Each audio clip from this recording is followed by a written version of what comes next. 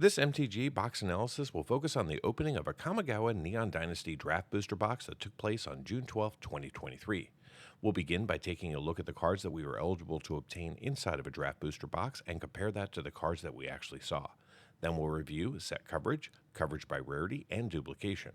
To establish a baseline for value, we'll analyze the value of the set and then break down the actual observed value in the box by foil and non-foil. Finally, we'll conclude with a summary. If you want to go deeper into the analysis and see all of the metrics for this box and more than 100 others, simply join the channel at the Give Me the Data level. Now let's jump into the contents of this box by comparing the cards that we were eligible to see versus the cards that we actually saw. Using this chart, we can see the non-foils we observed in green, the foils we observed in orange, and the cards that we were eligible to see in gray as the baseline. In the non-foil space, we saw a variance of 6 cards between the primary colors of Magic, with blue and black featuring 77 and red featuring 83. We also saw 12 of the Japanese full art basic lands and 22 cards in the showcase frame. In the foil space, we saw between 1 and 3 cards for each of the primary colors of Magic, along with a single artifact, basic land, and showcase card. Moving into coverage, we saw 273 unique cards out of a possible 416, which means that today we saw 66% of the cards that we were eligible to see. Our highest coverage among the primary colors of Magic was in red with 88%. Also of note, we saw every single one of the 10 full art Japanese alternate art lands in today's box. In the foil space, we saw 12 of the 416 cards, giving us just 3% coverage of the set. This time around, our highest coverage among the primary colors of Magic was in black with 7%.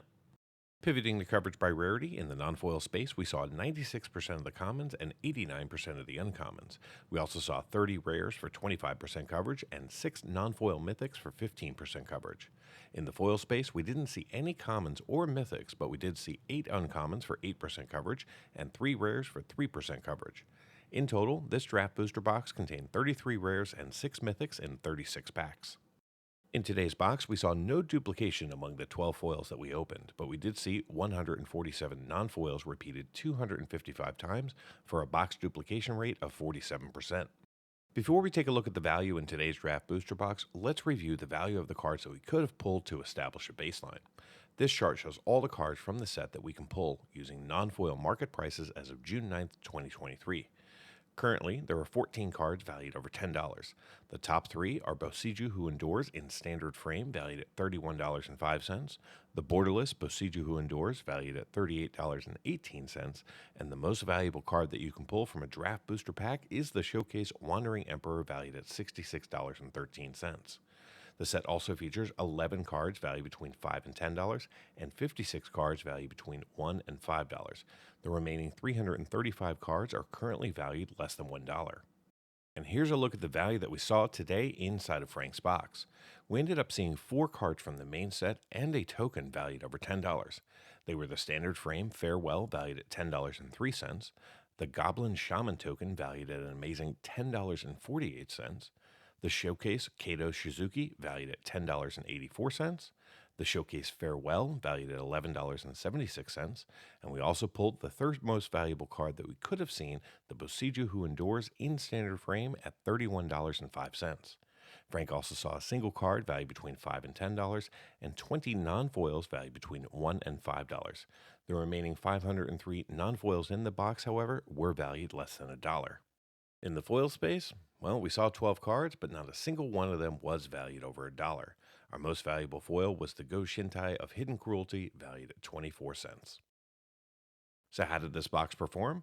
Well, Frank purchased this box from me for $100 even. The current market price for these boxes as of June 9th, 2023 is $91.23. This means that effectively Frank paid me $8.77 to put every single card into order, sleeve all of the rares, mythics, and foils, and ship everything to him. Not a bad deal in my opinion. Now, today's draft booster box contained 36 packs with 15 cards each, allowing us to see 540 cards. The 34 tokens that we saw have a current market value of $17.18, thanks to pulling the most valuable token in the set. The 19 basic lands are currently valued at $19.43, thanks to mostly the 12 Japanese alternate art lands that we saw. The 349 commons that we saw are currently valued at $16.70. The 133 uncommons are currently valued at $14.29. The 33 rares have a current market value of $73.11. And finally, the 6 mythics are valued at $19.51. Add it all up, and the grand total for this box comes up to be $160.22 in market value, which is a gain of $60.22 over the price that Frank paid me, which means that he saw a return of 160% of his purchase price in card value. Now, for those of you interested in cards valued just over $2, the numbers look like this.